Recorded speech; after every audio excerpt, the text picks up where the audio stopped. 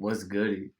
Hey, welcome back to Jordan Squared. On this episode, we'll be talking about race and what it's been like growing up as a young black man in Arlington, I'm a Virginia. black man, full black, half black, same difference when it comes to growing up black Yeah, though. yeah. But yeah, a lot of stuff we can get into today. I mean, I guess especially Arlington being as like, because it's really progressive, right? Like Arlington's really progressive as a whole, but it's also not extremely diverse.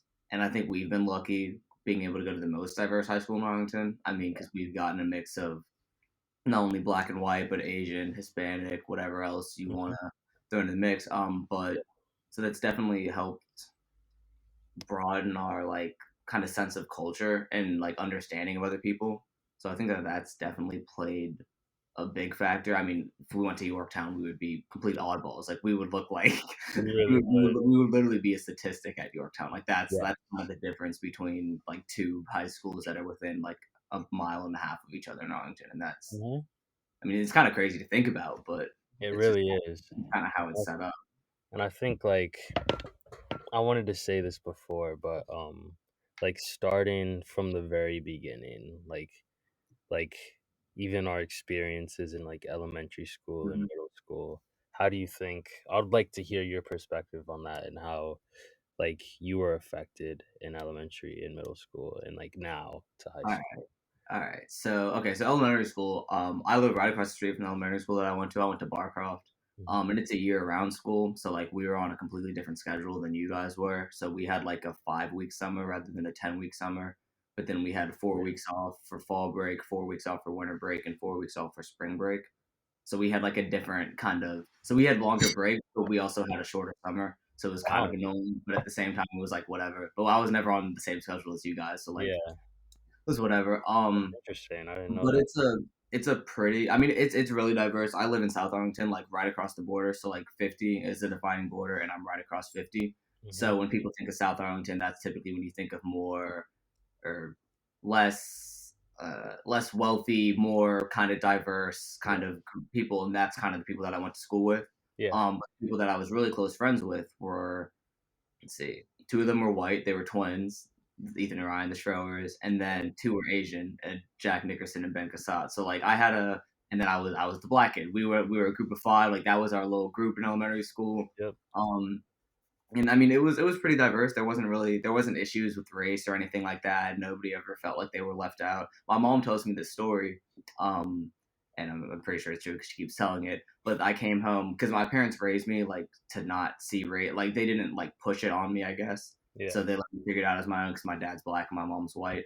So I Hmm. came home one day, and it was after Obama won the election. And then I was like, "Mom, like Obama's our first black president. Like did you know this?" And she's like, "Yeah, like you and Obama have something in common." And I'm like, "What?" And she's like, "You're both black." And she's like, I was like, "Oh my god, like wow." And then mom was like, Do you have any other black friends?"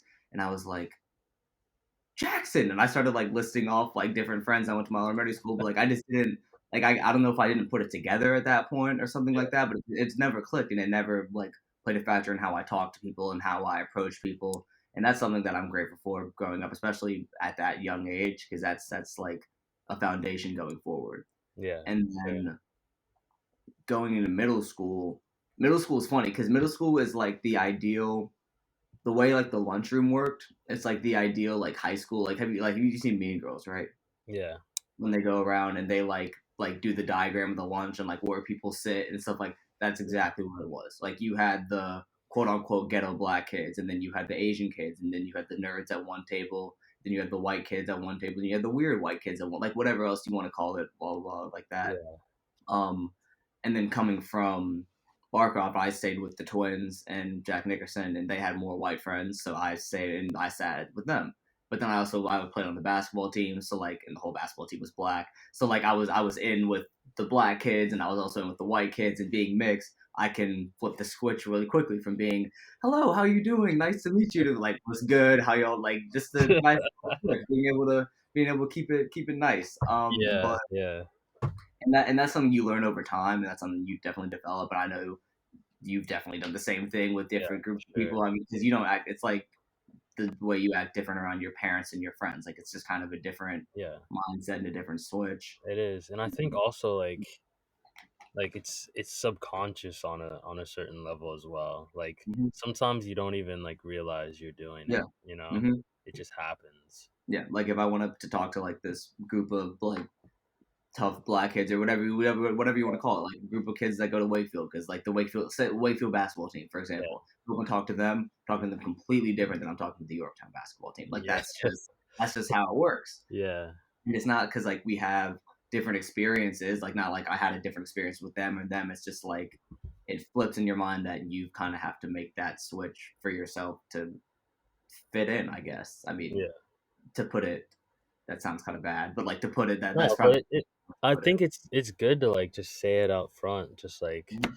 like the term is what? Code switching? Code switching. Yeah. Yeah, code So switching term. it's like it's a reality for a lot of Mhm. people, especially Yeah. us. So I think it's Mhm. good to like really like talk about it in the most objective way. Yeah. You know what I And mean? especially, yeah, and it's to make it let them know what it actually is, Yeah, and for sure. like, and it's also interesting because I mean, people are really unaware of like I don't want to say black things, but like for example, like in English, what was it like 3 weeks ago or whatever? And I was talking about the bro nod in the book that I read, and Yeah. like there because it was me, you, Desta, and then oh, what's that girl's name? I forget her name. Starts with an M, I think Maya. Maya, yeah. Mine. So it was like we were like the only four black people in the class. It's like a 25-person class, whatever. Yeah. And we're doing a seminar, and I bring up the bro nod, and Jordan automatically starts laughing. He's like, "Ah, this is so funny," It was and all hilarious. the white people look so confused, and they're like, "What is this?" And then Miss Reed's like, can you explain?" So I'm like, "Yeah, basically just that connection between it's typically two black men, and you Yeah. see another black man walking down the street in an airport, in a restaurant, or something like that, and it's just that silent recognition. You hit him with the what's good, and he hit you back with the what's good, and that's all it is. It's Yep. that kind of like back and forth, but it's kind of crazy that people are like don't don't have that like Yeah. we have that. Yeah. I think that's pretty cool to think about, really. Mhm. Like it's a deeper connection. It's like it's inherent in a Mhm. way. You know what But I that mean? wasn't something that was taught. Like I was Yeah. never my dad never sat me down and went, okay, when you see a black man, Every you single always time. nod. Like is it something like you pick up along the way Yeah, and exactly. it Because keeps like going? other people do it to you, and then you're like, "Oh, okay, okay, Mhm. like that's cool," and then you start doing it, and then it just becomes a thing, you know? It's equivalent to the white people grimace, though. The- Hello. Hello. Nice to see you. Nice to meet you. exactly. But yeah, I mean, it's just stuff that we experience that's different than a whole bunch of other people, and I think because that's probably the main difference in Arlington. Like, because if you were to grow up white, or if I was to grow up Asian, I feel like, sorry, the main difference is just like the little things. Like, Yeah, it's the little things that we have to go through because it's not like, because I mean, especially here, I haven't experienced any like blatant racism or whatever you want to go, like blatant acts of racism. I mean, like you'll hear jokes and this and that, but yeah, it's nothing like someone's coming out and like hard R, like yelling at, like nothing like that. So I feel like my experience wouldn't have changed that much if I was a different race, but it would just be the things that like not everybody sees, and the subconscious things that we both understand and both have to deal with, and it also helps shape who we are and helps shape our yeah, character. I feel like exactly. that's the main difference for me, at Yeah, least in for here, at sure. least in Arlington. Yeah, for sure. Mhm. And I'd say my experience, like going to, I think I touched on this in the last episode, but going to Mhm. like a Spanish immersion school Yeah. from elementary to middle school, like that was probably like the most, I would say, beneficial because of how diverse it was. Hmm. Like I would say like honestly there might have been more Hispanic and Latino kids than there were like white kids and black Hmm. kids and Asian kids. And I think just like being there for that, and like especially learning the language at the same time, it's such a different experience in retrospect, like having been in like at WNL where Hmm. it's like you don't learn Spanish that Yeah. much. like at the same speed and intensity as you do in an immersion school. And like I realized thinking about that, like the amount of culture I learned about, like we had all these different activities and different celebrations that we really like learned the true meaning behind. And I Hmm. think that was incredibly important on shaping how I view like Hmm. race, Yeah. especially in Arlington. Hmm. And because of that, I had like a really diverse group of friends. Yeah. Like I would say I had like every year, like my friend group would be different, and Hmm. because it would be different, there would always be like a different. Everyone would have like a different race, Yeah. and I think especially going to Gunston still like you said, like at Kenmore it was like the Hmm. different tables, like we had the exact same thing. Hmm. Like there are the popular white kids sitting at Yeah. this one table. They're like I don't like saying like ghetto black kids, but Yeah, like but like that's the stereotype, whatever you yeah, the want to call stereotype. them. But If we want to be like as blatantly I just like want to, yeah, just truthful, kind you of know, let them know. there's that group. There are like the Hispanic kids, the Asian kids, like you Hmm. said, like the weirdo, the Yeah, like not I even feel bad. weirdos, but It's like the kids that didn't fit in with the fit rest in of like exactly. no, it's no problem, no whatever. Like that's No just kind of problem. how it Yeah, was. yeah. If we Mhm. have to stereotype them, you Yeah. know, and Hmm. then but my table was like I called it like our friend because our friend group was so diverse. It was just like the diverse table, you know, Hmm. like No, yeah. every single race was at Hmm. that table. Like it was me, Kellum, Hmm. Jackson, Jason, Yeah, you got black, white, Indian, Asian. You got Asian, every like. you know, Mhm. Alex Hall, who's Hispanic, Yeah. all of it, you know. And I think like we talk about it all the time, but like having such a diverse friend group is so influential, and Yeah. it's so cool to really like understand because you really don't see that often in You Arlington. really do. You know, Mhm. like you said, if we go to Yorktown, that would just never happen. Yeah, You know, the boys at Yorktown look a lot different than the boys at they WL. do, they really do, and I think because of that, we've like learned so much about our different cultures and our different experiences, especially as minorities in Mhm. Arlington, like hearing how Jason is or how Alex is, Yeah, like how it just different their gives experience. perspective. Yeah. Yeah, from their perspective, it's very interesting and it's very beneficial to like growing up, you know, Mhm. just seeing how like the world really is, even Mhm. if it's like in really small like Mhm.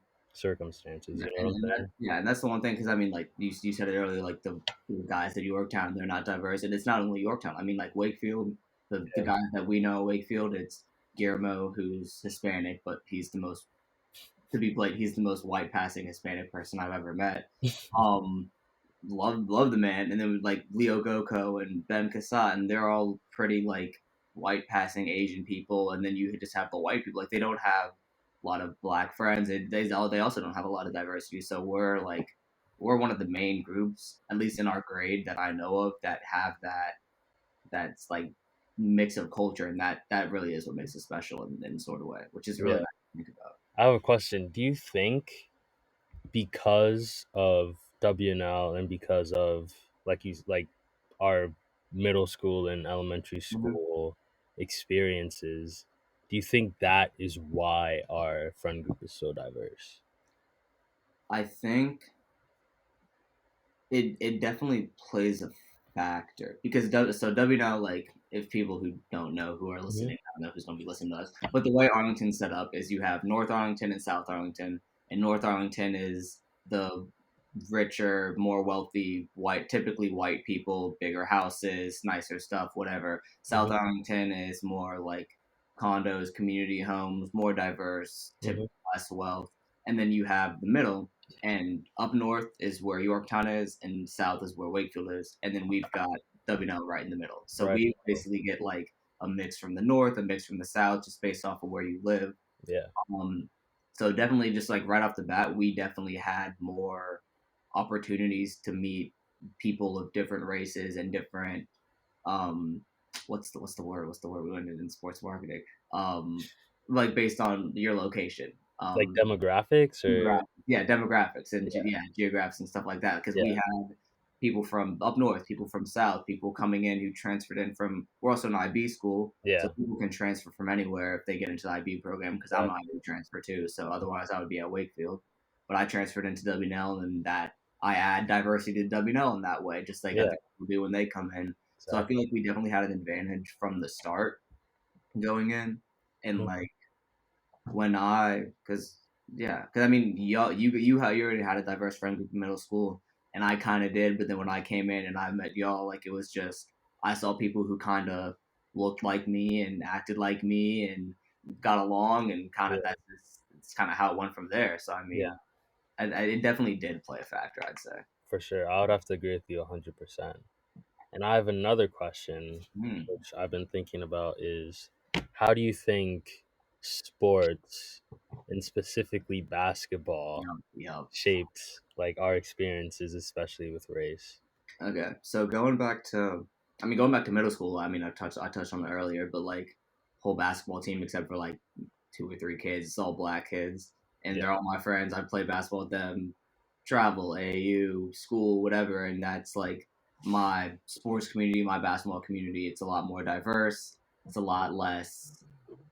Yeah, it's a lot more diverse. Yeah. That's probably the easiest way to put it. And then same thing. You go to W now, and because basketball, it's a stereotypically black sport. I guess when you Sport. think, I Yeah. mean, Hmm. most sports are unless you're talking about like hockey or baseball or something Yeah. like that. But besides from that, like when you think of basketball, college basketball, the NBA, think of Yeah. the main superstars. They're all Yeah. Because black. it has such a it's so ingrained in like Yeah, black culture mhm, as well, you yeah. know? I mean, it's a huge part of black Yeah, culture. it's a huge part of it.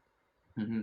And I mean, like you feel like I don't know if you felt like this or I don't really feel like this, but looking back on it, I could have. But like being black and like not your duty or not like, but you feel like because you're black, like you got to learn how to play basketball. Like there's this thing I saw on TikTok last year, and it was like it was a syndrome, and it was black and can't play basketball, something like that. It was like black and can't play Yeah. basketball affects every 1 in 10 black kids. Like we pray for these kids, you can't hoop, and like that's kind of the thing, like because Yeah, if you're exactly. expected to know how to play Yeah, basketball, football, just be kind of athletic in that mindset, I guess. yeah. So going into WNL, it's the same kind of thing. Most of the team was black. Mm, Actually, WNL we had a pretty very diverse. pretty I'd say like freshman and JV was pretty diverse, yeah. Yeah, actually, because we came in and it was me, you, Abel, Chip, Mhm. Rashad. Rashad, yeah. Maybe 5 out of 15 kids were black. Yeah. I mean, forgetting someone, Mhm. but I mean, it was actually a lot different experience in middle school because we got to branch out through sports and meet Yeah, other people in that way. I mean, like I don't know if I ever would become friends with Cooper or Emmett if it wasn't for basketball. Like yeah, it's just kind of stuff like that. So I think it's a lot different, especially here at WNO, that we've gotten like a different experience through sports. Like if it was football, it would be different because I know a majority of the football team is they're all people of color for the most part. yeah, But basketball is definitely one of those where it kind of strayed from its stereotypical whatever culture that you want to call it. yeah. And we actually have a pretty diverse team. And then you kept playing. You played all 4 years, so you can. Why am I talking? You can attest to this a lot more. You got this. You got this. I It's mean, like I'd say for varsity, it was definitely like the majority was white, you know? yeah. Like and that was also like reflected on other teams. Like you Hmm. would see like the majority of the other teams in our what's it called, the Fair is it Fairfax FC? What's our division? I don't With know. The Liberty Conference. Liberty, There Liberty, there whatever. you go. Yeah, yeah, exactly. Like most of the teams were majority, majorly. I can't speak. Majority. Majority were pretty white, and I We're think that was like, college educated, man. We got this. We got this. yeah. And I think that I was honestly pretty surprised by that because considering like how basketball really started for me was like predominantly black. I would Yeah. go to like AAU tournaments. Like I would work out with my dad, and we would go to like different community centers, and I would always just be playing with like black people, Yeah. and No. I like mean, yeah. Yeah. I mean, like the team that went to states our junior year, the starting lineup was five white kids. Yeah. I mean, Marino's Hispanic, but he's also he like Guillermo, like also very like you look at the team and that's a five white kid starting lineup, Yeah. and it's a lot different, like It than is. people you think. Yeah. It It's is. kind of I don't know. It's interesting. It's interesting how it like trickles down to that. You know, Hmm. I think Yeah, that's a pretty what's the word? Pretty I wouldn't say insightful, but it's pretty interesting to no, like. yeah, I know what you mean, and especially like until now, like I never thought about that until now, like until you Yeah. brought that up. Exactly. Like looking at the basketball team and looking at how like when we were good and when we were doing this, like I never was like, oh, like we're playing all white kids, like that's not like I was like we're playing kids, we're playing seniors, we're Yeah. playing juniors, like it wasn't based off of race Yeah. for our school at least. But then when we would talk about the Yorktown team, like they had like two black kids on the team, and they would be like, actually no, they didn't. They had a black lineup and a white lineup, like no joke. Yeah. It was Brandon, Yard, And, Steven, John Pius, yep. and maybe one other kid. I Yeah. forget the kid's name on the black lineup. And then it was like Chris Short, Liam, Jack Burris, like all those kids on the line. And it was literally like a black and a white lineup. And it was kind of really funny to look at. But Yeah. it's just, we didn't have that situation or that We did. scenario living now. And that's a lot different. Yeah. And I think like what I was trying to get at earlier is that like a lot of like my friendships, like really deep friendships, were made through basketball. Mhm. And because of that, a lot of like my deep friendships with black people were made through basketball. Yeah. And I feel like, and I like when I really think about it, sometimes I'm like, if I didn't play basketball, like would I But I, have yeah, like these friends? Would I be as connected to black that's, culture that's a like very as if true. I didn't, you know? Yeah. I mean, I know it's like that butterfly effect on it because we were talking about like at dinner the other night we were going over like soccer because Guillermo played his last soccer game for Arlington and I Hmm. used to play Arlington and I played on every team but in the wrong order. I went from the top team to the bottom team in like a 6 year span, so it was so bad. But at the same time, like I didn't really care about soccer, so I got to meet kids from the top team and the next team, and it was an Arlington program, so Yeah, I got to meet so many people in Arlington, and that's the thing. yeah, Like now I know kids from Yorktown, kids from Wakefield, kids from out of schools that come to play Arlington, and that's you deem Mr. me the Clout. nickname. Yep, there Mr. it is. Were you about to say it? I was about to say. I was about to say it, but I mean, him, Yates, y'all, they call me Yeah, Mr. Clout because like I know people, but like Arlington soccer, that plays a huge factor into it's a why huge I know so factor. many people, and Yeah, that's like, and it's the same thing with basketball for you. Like if I didn't play basketball, if you didn't play basketball, would I know Brandon? Would I know Lukai? Would I know Marcellus? Would I know Steven? Like just a bunch of these kids that we're all like cool with and we can go up and talk to and like yeah, not see them in years and go up and it's fine. Like nothing exactly. happened. Like well, we still have those relationships. Yeah, and even like on a deeper level, more personal level, like how close would we be? Because we met We on met through basketball. basketball team. You met Jacob on the I met basketball Jacob through basketball. team, and Yeah. my dad was Your the dad through basketball. Yeah. I met 3/4 of your family. Actually, no, 3/5 of your family. No, I met 4/5 of your whole. family through basketball. Alex played basketball. I met Alex at a freshman year of Green Day. I Yep. met um, and your mom too. I met your mom at like a game or something. Like Game or something. I met your whole Exactly. family through basketball. Whole family through Like basketball. that's the thing. Like you Yeah. want my closest friends. Yeah. Would this even happen if we didn't go out for freshman basketball? And Yep. that's something that like you think of, and that's something that plays a huge role. Like I It mean, it's really does. correct. It's crazy to think about. It really is crazy to think about, and I really like that we touched on this. It's Mhm. kind of crazy. Oh, Yeah. huh. So like basketball really does play a huge role in building relationships, and Mhm. in turn because like as black people it helps us because basketball has such a like big impact in black culture. It helps Mhm. us like make more connections with black people, Mhm. especially Alright. because like we live in such a Mhm. predominantly Yeah. white, you know, Mhm. All right. So community. speaking of black culture, another thing that plays into black culture, we've got basketball, but music. Music. Music is also another. It's a huge thing in Black culture. Mhm. Typically, rap music, Yeah, soul, R&B, whatever. But nowadays, it's mainly rap. rap, So growing up as rap. Black kids in Arlington, like the first music I listened to kind of like get into my culture or whatever you want to call it. Like sixth grade when I got my own Spotify account, started listening to music, it was all rap, and it was Drake, it was Two Chains, it was Big Sean, then it was like old stuff, it was Biggie, it was Tupac, like just kind of stuff Yeah, like that.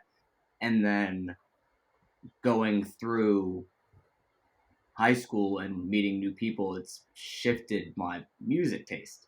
And I'd say it's for the better because now I know so much more music and different genres and different stuff like that. But then also like going back to the friends say we made through basketball that still play basketball and are go to different schools, don't go to WNL, and they see us listening to Doja Cat, like something like that, like just this something that's not even yeah, like what's kind of their reaction and how are we looked at differently for being exactly. like less because I can't even find the way to put it because it's not like you know what I'm trying to say though kind of I mean, yeah, I know what you're trying to get at, but I wish you would have the words to speak. I'm really trying to find the like the right word but like because we're black people we're thought that we're supposed to listen to rap music to trap music. Oh, So yes, when other black people look at us and we're listening to Dominic Fike, we're listening yeah, to Taylor Swift, we're like whatever, are we exactly. looking at differently because we're not fitting into the stereotype or the culture or whatever you want to call it? And like when even like our non people like people of color friends see us listen to that, Yeah, like what do they think the same yeah. thing or is it They kind of like expect us, you yeah know. like do they expect us to listen to only rap like is it Yeah. it's a different perspective from yeah What do you think? I think it's I think social media in the past year has definitely put a big impact on it because people have sort of been like, there's more music other than just rap, and I'm like, yes, that is true. Like, I mean, I get that. I can't. I can't. You want to actually? All right, come in. This is my sister. She wants. This is our podcast. Our So podcast, Short and Squared. this is Hello. Ada. You say? Our first guest. The music, I was the first You can music speak up. that Speak up. the first music that I listened to with like African American people was jazz music. Actually, that was the first Jazz. music that I Oh, heard. like Ella Fitzgerald and Yeah, all right, all that right. was I like the remember first that music actually that I listened to. because she played cello, so she grew up and it was more like Uh, she got that And traditional then I heard classic. rap from him, and that's Mm-hmm. how I started listening to it. Yeah. yeah. Thank you for it. You got anything else? Anything I else? was gonna ask you for this. I don't know that. Sorry. I was gonna. Thank you for our first guest on the show, Ada. I appreciate it. Claps. Clap, Claps. But clap. I think Ada makes a really interesting point. She said like her first like really like connection with black music was jazz, and then Yeah, also you were like a big like yeah. I was into rap, so influence like, on, like yeah on like rap and, that, music. and that's also kind of how it is. Like when it's with siblings and stuff like, and especially older siblings. Like I mean, you probably feel the same way, but Yeah, I like, was just about to say yeah, yeah. like I'm the oldest sibling, so she sees me listening to stuff and she wants to relate. She wants to she looks up to me and she wants Mhm. to kind of have that connection. So she'll listen to the music I listen to. She'll play the sports I play, and Yeah. it's that trickle down sort of, and that's how it gets passed down through Yep, generations, through families and stuff like that. So that's also plays a huge for factor. sure. I think I have like a very similar perspective to Ada because, like you said, I have an older brother, and like Hmm. the same exact thing happened to me. Like, I would get made fun of for like Yeah. my music taste. Like, he would make fun of me because, like, when like what you said, like when I first got my Spotify account, like it Hmm. was purely like pop music, Yeah. Hmm. like singing songs, and like I thoroughly enjoyed that Yeah. music, you know. Hmm. And Alex would just be like, "What are you listening What are to? you doing? What are What you is doing? this?" I'd be like, "Man, I love this. It's amazing." But then like he would start showing me some more rap songs and be like, "Oh, okay, this is Kinda fire. hard. I like this." And like he definitely had a big impact on my music, but I think on a personal level, like being black, I was always like primarily I was like ashamed of Hmm. having that like music taste. And I still really do. Like Hmm. I would say like I don't listen to rap as much as I do like other genres. Hmm. Still, like, it's still kind of hard to like truly, like, even if I get aux in a car, in my own car, I'm always handing Yeah. it off. I'm handing it off to You somebody. always kind of ask me if I would aux. I'm like, bro, Yeah. it's your car. Like, you got it. Yeah, I'm just like, here, you take it, because like I don't know if I put my playlist on shuffle, there's gonna be like the Mhm. chances of a good rap song that everyone will know is not very high. You know what And I'm that's the thing that like black culture also plays a huge part into, because like you go in a car and either like let's say you're on a road trip or something like that, saying? and you put on a song that everybody knows, and typically it's going to be a rap song. Like when you think about it, like it's going to be a rap song that lots of people know, that blew up for whatever reason through Yeah, Instagram, through whatever, and no matter who's in the car, you play, I hate to, sicko mode. You play Mo Bamba. You play, and yeah, you play anything like that. You play I Spy, Lil Yachty, like just stuff like that. And yeah. it's just old songs that people know, not even old songs, but like songs from like 5 years ago, 10 years, 7 years ago that people know. And that's like the majority of stuff that we will all, and everybody in the car will sing. Everybody in the car knows the lyrics. They know it all. They Mm-hmm. can relate a memory to it, and Yep. that's also something special that like rap music has done for people. And then I feel like as we go forward, and like because as our music tastes like diversifies, I guess, like Yeah. in college, so like when we're in college together and whatever, someone plays a song, now it may not be rap, now it may be something else that we can all Country, relate to. Yeah, it Blacksburg, could be country country, like something like, I mean, I don't really like country, but like it could be like it really is, like who knows, nobody really knows, so like really knows. Yeah, it's crazy to think how like our environment has a really big impact on like something as simple as music, you know, yeah.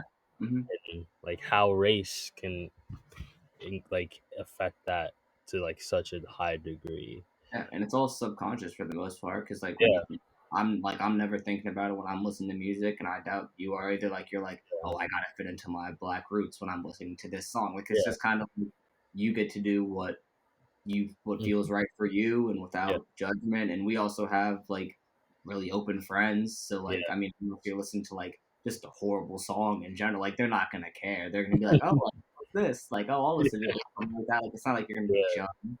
yeah, Um, and that's the nice part, because that's also helped us grow as people for and sure.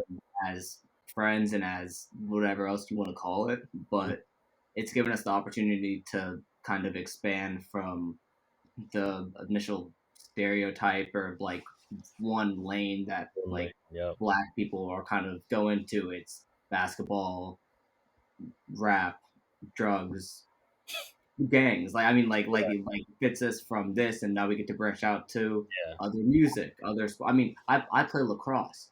I play one of the widest sports in America. Like, Yeah, and it's no judgment. Like, it's yeah. not like, I mean, people probably look and they're like I mean, when we play a kid and there's like that sole black kid on the team, we're like, oh, he's definitely a menace. Like he is definitely hitting people. Like he is definitely doing this.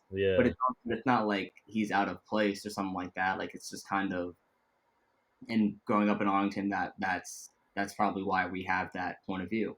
yeah, for sure, for sure. And Yeah. I think like that also these like I think that also ties into social media, but Hmm. I'm trying to think how I could like Parlay into the next. yeah, you know what I'm trying to say? Mhm. Yeah. All What right, do I got it. So okay, so over the summer, talk about George Floyd. You talk, I mean, because that was a year ago. Like I you think it was last week. It was the 26th. I think, Mm-hmm. if I remember. So it's June 1st today. Yeah. Um, but that definitely, because that kind of reignited Black Lives Matter as a movement. Like because it's Black Lives Matter has been a thing since, from what I can remember, 2014 with Max 2013, Brown, 2014. Yeah. 2013, like just kind of stuff like that. Yeah. And you look back on it, and we were in middle school, or I think I was in elementary school when it, like I was fifth grade, and then going on, and like Yeah. you'll look back and you'll think about it, and you understand what's going on, but at the same time you don't, like I at least from my perspective, I never realized that like that could be me. Mm, And I feel, and growing up in Arlington definitely has a huge impact on that. So when Black Lives Matter, when it kind of came back and got more traction after the after George Floyd was murdered, I sort of got to reflect on myself, Yeah. and especially with social media, posting all these different things and posting like awareness and stuff like that. So you get to think about like, oh, like I really am a part of this Yeah. global community that Mhm. of people that are all facing these same struggles, whether it is like an insensitive joke or blatant racism or this and that. And it's gotten to look like back on my past in high school and middle school and like really shaped who I am. And that's something that I'm grateful for. I mean, not to put it that way, but like the fact that the movement came back, it's gotten me to help better understand myself as a person, Yeah. and like, whether or not I show it like in public and like actively advocate for it like other people Mhm. might. I mean, like I got made fun of over the summer for not posting on my Instagram story about Black Lives Matter. I'm like I'm black. Like I feel like I don't like it's not a necessary thing to do, but Yeah. like it's just it changed the way I've looked at things, and Yeah, for I sure. don't know if that's for you too, but I mean No. it's definitely something that Yeah. It's made me like really like I don't know how to like really describe it, but seeing like there's okay, so there's two things I'm really thinking about, and I'm gonna go into mm, the first part. Like it made me feel really part of a mm, whole. And I feel like especially in Arlington, like being called like an Oreo or yeah, oh that's like the worst, like that was, yeah, and that's stuff you exactly. gotta laugh off. That's just You stuff you got gotta be like, ah ha, because you're it's so happened. funny, dude. You're Yeah, so funny. Like, it's been going on since like elementary school, like yeah, before we even knew what that meant. People were yeah, calling us these things, and yeah. It's to like the point where like it's kind of desensitizes you to the fact of how exactly like I mean, racist that really is. yeah, racist. I mean, that's probably the easiest word. That's the right word to use in that Yeah. situation. Like from such a young age, we've experienced these things that we think are not a big deal, Hmm. and to others, they could be a huge deal, and in reality, they really are. I mean, like Yeah, it depends on how we react to them. And that, exactly. Like little things like that, like I really like reflected on. Like I remember, especially in like middle school, like if we would have a movie in class, and then someone would the turn the lights lights, off. the Yeah, lights would turn oh, off, and the first thing you hear is, "Where'd Jordan go? Where are you? I can only see your eyes." Like like smile. hi, Wow, you're your so teeth are funny. You're so so funny. funny, Like, hilarious. And like those little things, like really reflecting on that, like I realized like how much like that affects like me and affects other people like me. and Like, the thing is, like you said it perfectly right there. Affects other people like us. Like hmm, you just were telling that story, and before you even finished it, I knew exactly what was about to come out. exactly. And for every other black kid in Arlington, no Hmm. doubt, have probably experienced something like that, something along those lines. But Hmm. then at the same time, you also feel like if I step up, am I going to be called like? I mean, well, the term nowadays is snowflake, and that's kind of like an overused term, and that it's not the best term to use, I guess. But Yeah. like, am I going to be called soft for kind of standing up for myself or standing up for what I believe in? Whether it is a super small thing that may not have an impact on a lot of people, or if it is a small thing that does affect you, and if you stand up, like, how do people look at you after that? Like, Hmm. if you went up and you were like, "That's not funny, guys," like how would people in your class react? Like, would they? It's just, it's Yeah. just something you I gotta feel think of. like if I think about it, like back then especially, they'd be like, "Oh yeah, it's just a joke." It's Like a joke, man. like Yeah. what like why you react like why are you being like this? Like that's how I would imagine it would go, and I Mm-hmm. because like they think it is a joke, but Yeah. like They think it's jokes harmless. can hurt. It Mhm. like the little things really do add up, and like Yeah. when something as big as like witnessing somebody that how I always think of it is somebody that looks just like me, that looks Yeah. just like you, just being just killed Mm-hmm.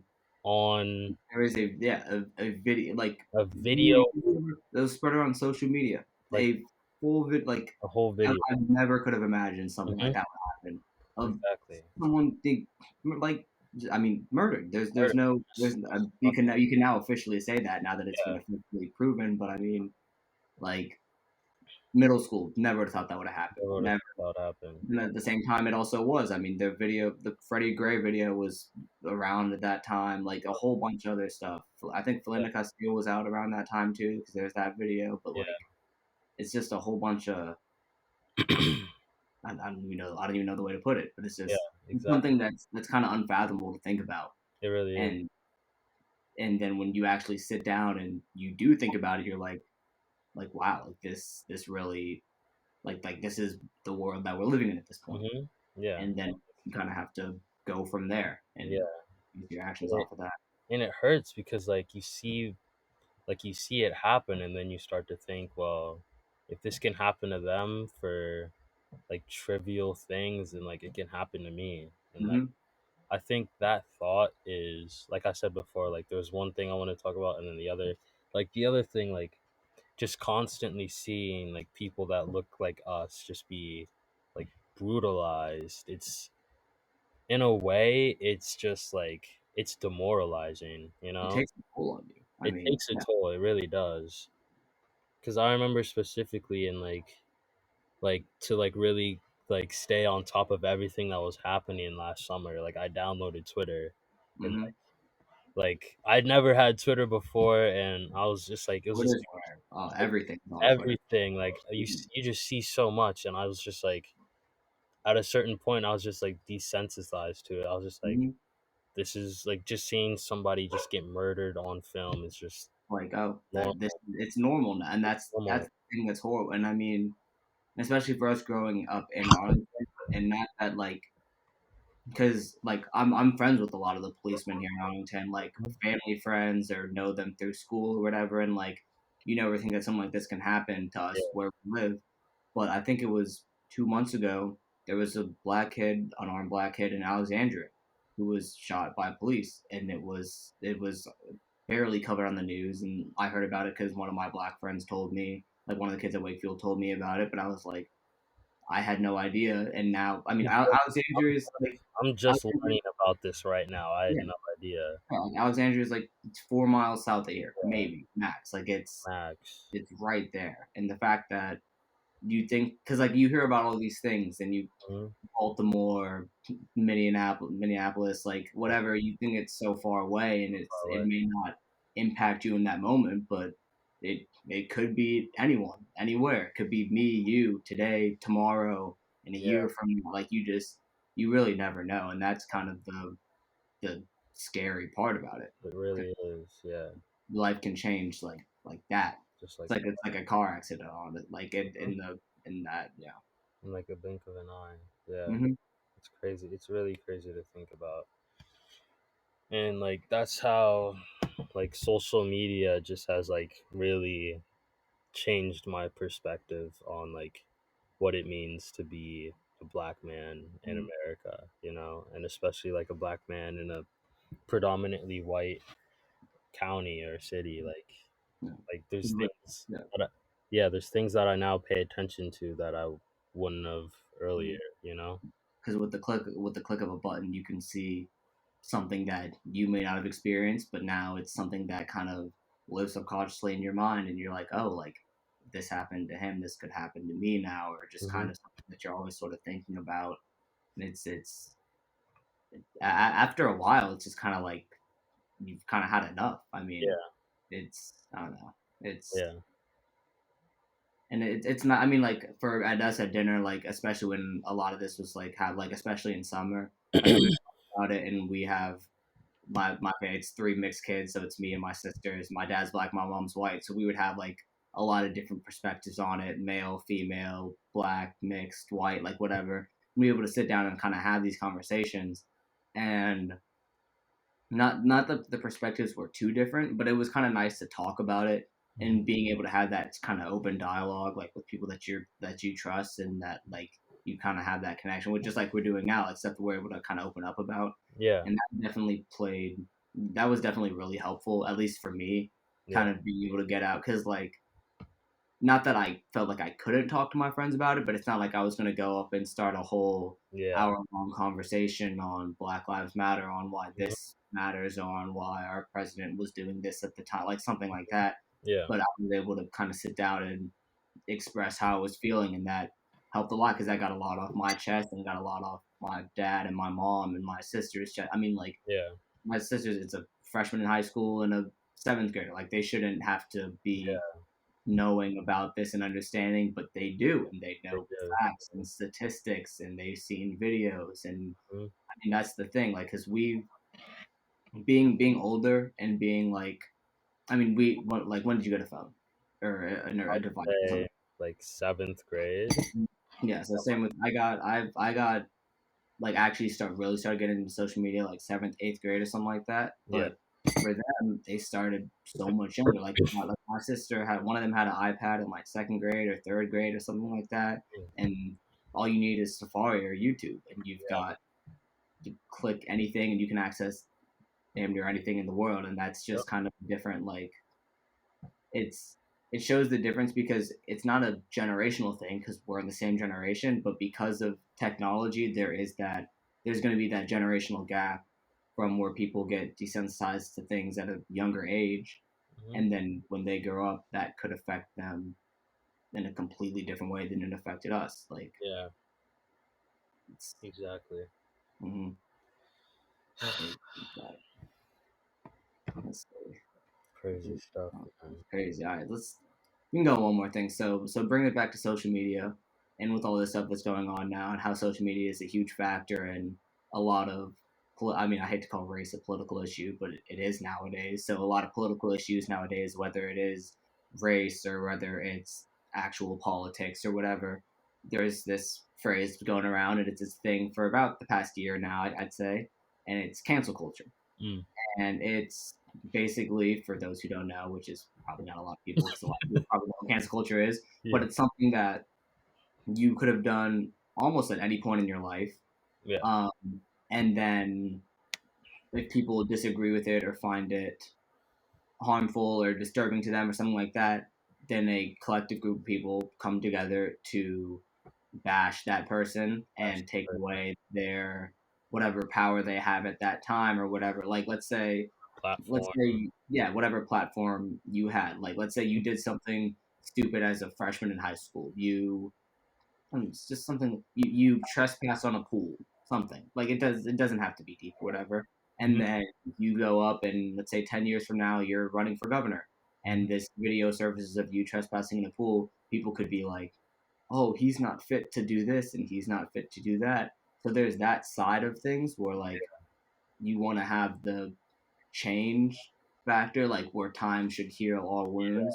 Mhm. But then there's the question of when can time not be a factor? Like Yeah. Governor Northam with the whole blackface incident that happened to him when he was running. I mean, that was at least I don't know the exact time frame, but I'd say at least 10 years before his reelection or whatever he was running for. Can time that's the question. Can time heal that wound? Can time make it that be okay? Like, does he have enough time to change who he is as a person and reflect on himself, or is he still the same person when that picture was taken with shoe tar on his face? Like, Yeah. that's kind of the $1 million question That is. we can really answer, and that's why cancel culture is such a kind of controversial topic, I Yeah. guess. I think it's really hard to like. It's so hard to see or to like really understand if a person has changed or if they haven't, if it was like a genuine mistake or if that's just who they are as a person and they just never had that part of them brought to light. You know what I mean? And Because I there's ignorance, but then there's also ignorance that goes unchecked and that Mhm. becomes a part of a person. Yeah, Is the way to put it. exactly. And I think oh, like it is really hard because like when like cancel culture really strikes, like it happens like to people you don't know, you know? Like these people like the people like they're attacking, they don't know them on a personal level. Like Mhm. they don't know who And they are as a real person. They and only never will. they, Yeah. and they never will. They only see the side that they put on the internet. Hmm. And because of that, it's like it really is impossible to tell like if that person has changed or if they haven't. Hmm. And I think like especially with like, let's take like social media influencers, like you see one of them get canceled for saying something racist or like homophobic or something like Mhm. that in their past, and Yeah, then people are so quick to kind they're of so point quick. the finger on, Yeah, they're oh, off. he's Yeah. done, she's done, like this hmm and that. they're off of social media for like 2 3 months. They slowly start weaning themselves back in, and then in like a matter of time they're just back, you know. I mean, and that's actually a really good point because like, is it really effective? Is it effective is the real 'Cause, question. yeah, I mean, think about it from probably the biggest perspective, the 45th president of the United States, Donald Trump. He said some things. I mean, whether or not you think he was a good president or not, there's some things that he said that are completely controversial, inappropriate, whatever. And you have a celebrity star say it, you have somebody else say it, whatever. But because he's the president of the United States, he kind of got a pass. Um, but he had the same amount of hate going for him as a Instagram star would, or as a TikTok, or whatever you want to call it. hmm And he was still able to just bounce back and continue being the president, but can continue being our nation's leader. So like, yeah. is there a point where it's just kind of like not worth it? I get that's probably the wrong word, but like No, I think you it put is. all the effort in to try to take away his power or whoever it is, but if it's ineffective, like Yeah, and in where do you go? turn, like it could just like bolster them even more. It could give Mhm. them more a bigger platform. It could like more polarized people that actually believe like what he was saying was like okay will Yeah, that's the get yeah. even more support, and like his base will just grow. Like Mm. I think that's I think that's what happened Yeah. in a way, and I think that happens a lot with cancel culture. So hmm that's what you said. Is it worth it? I don't. I think I think I have answered that question because you brought up the perfect point. You brought up the polarized people that have that sort of one sided Yeah. perspective. And have you seen the Social Dilemma? The what? The the Social Social Dilemma. dilemma? I have. You have okay. So basically, what that talked about was how people what they search online, what they see in their Instagram feed is basically tailored to what they already know. Yeah, exactly. So let's say I really liked carrots and I went on Instagram and Instagram knows that I like carrots because I liked a picture of a carrot. It will hmm now continuously show me things that are related to carrots and related to things that it thinks I like. Yep. So that's the same for politics. So you Yeah. have a liberal who wants to find information on something that happened politically and you look that up online and it's going to show you MSNBC, NBC. It's going to show you a bunch of liberal stations, liberal channels, stuff like that. But the complete opposite, you have a Republican, it's going to show you Fox News. It's going to show you a whole bunch of other stuff like that. And Mhm. you're never going to get that other side or that other Yeah. perspective. So I think when going back to the question, is it worth it?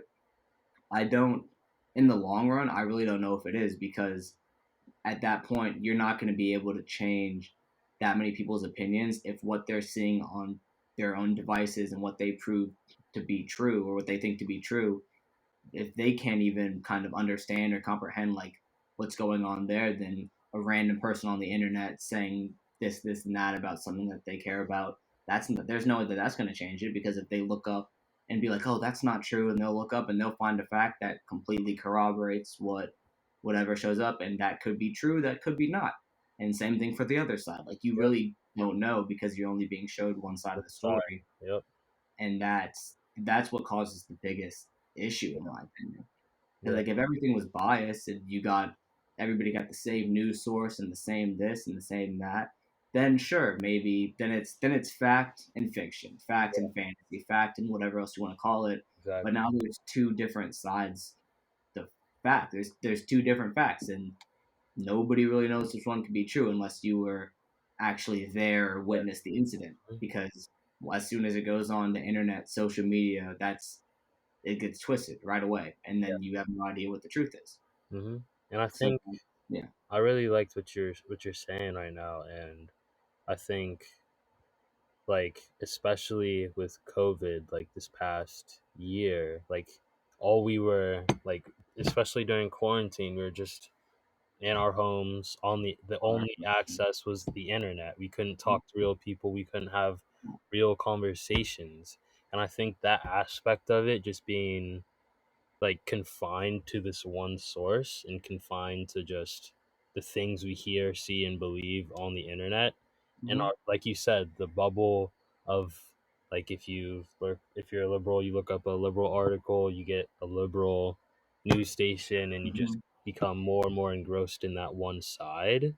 I Mhm. think that's like what happened, and especially I think that was intensified during quarantine. Yeah, and not only during quarantine, but during the events that were happening in the world, because we weren't only in a global Yeah, pandemic, we were in I mean, a race war, to put right. it lightly. I mean, like, Yeah, you have something that affects, actually, well, black people only make up like 13% of the country when you think about it, but like, you have something that affects a population of people, yeah, and then during a global pandemic that affects the entire world, and it's going back and forth between these two things where people have different beliefs about COVID and people have different beliefs about Black Lives Matter, about yeah, whatever, and then it's all that put together, put together. and then people feel the need to put you on a side, or you feel the need to choose a side or something like that, and it just doesn't, it perpetuates what's already going on, and it just makes it worse. Yeah, So, I mean, at that point, it's just like,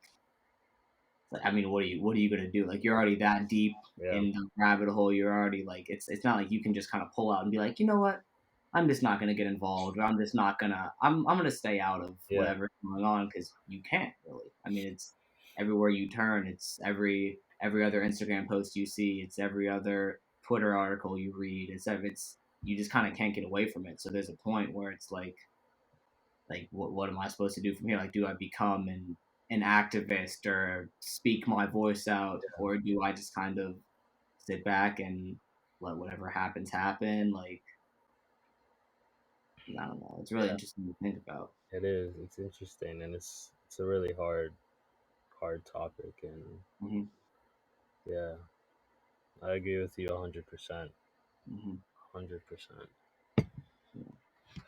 I think one other thing that goes with that, because that also brings about the social media warriors, like the people who will only post on their Instagram stories and Yeah, be like, "I'm an activist now," but like but won't donate to GoFundmes or to organizations or to stuff like that, and that's also kind of created a toxic sort of environment around people. Like what I brought up earlier, like I got made fun of or clown for not posting on my Instagram story, but hmm, like nobody knows what I could be doing. I could be going out and speaking to crowds. I could be yeah, going out and doing this or spreading the word about this, but I feel like yes, solidarity is, because I mean that's what it's called when everybody posts the same thing or stands together for one subject. It's solidarity, and that's what people are calling it. And yes, it is important, but at the same time, it I really don't think it affects anything if that's the only thing you're doing. yeah. Like for example, the Blackout Tuesday thing for Black Lives Matter. I mean, like what the hell did that? Like What was that? what did it do? Did What did it nothing. do? It did absolutely. I mean, I still have the post on my I Instagram. have Like, it too. but what did it do? Like, it just I woke up at late that day at like 11, and my whole Instagram was Black Squares, and I'm like, well, guess I gotta post a Black Square now. So I Yeah, did, and it's just I don't know. exactly. Yeah, Social man, media, man. social media, man. We should It's a just get newspapers and mhm. Back to the old days. back to Well, the old days. maybe not back to the old days off the subjects we were talking about, Yeah, but no. Oh, definitely definitely not back to the old days, but back to like 10 years ago. yeah. Yeah, Nice. that's fine. That's fine. That's That fine. is fun. That is fun. Yeah. Oh man, all right, man. We almost hit an hour. We did good. Almost. Should we just talk for the next 1 minute? I think all right. We got one more minute. Yeah, 1 more minute. All right. So I think we can just kind of ride it out. So this has been it's been Jordan Square once again. Jordan Square. Um, Jordan Square. Square. Two's up, two's up. Up to- Um, I mean, this has been this. I really enjoy this. This is I really enjoyed this so much. we get to kind of open up Yeah. and kind of hear your perspective, my perspective on it, and I mean Yeah, that's I've always been interested on like this topic, and especially like your perspective on this hmm topic. and I think I learned so much about you in this Yeah. app. Yeah. It's because it's stuff. I mean, especially nowadays, like may not be that upfront with it or like outgoing with it, but I mean, once you know that about a person, or once Yeah. I know new things about you, it's like, huh, like Hmm. I really feel like I know you a lot more, and Yeah, exactly. that's kind of what we're trying to accomplish with this The podcast. So whole it's really podcast. nice to it's really nice to We're have. just like trying to establish and like learn more about each other, and like Yeah. hopefully on our next episode with like our guests, like I guess, our yeah. new our friends, to learn Hopefully, we more can about their that. perspective on stuff too. Yeah. Yeah, So exactly. it's been fun. Well, It's been fun. as y'all know, this has been Jordan Squared, and Jordan Squared. see y'all next time. See you Yeah. next time. See you next time. Peace.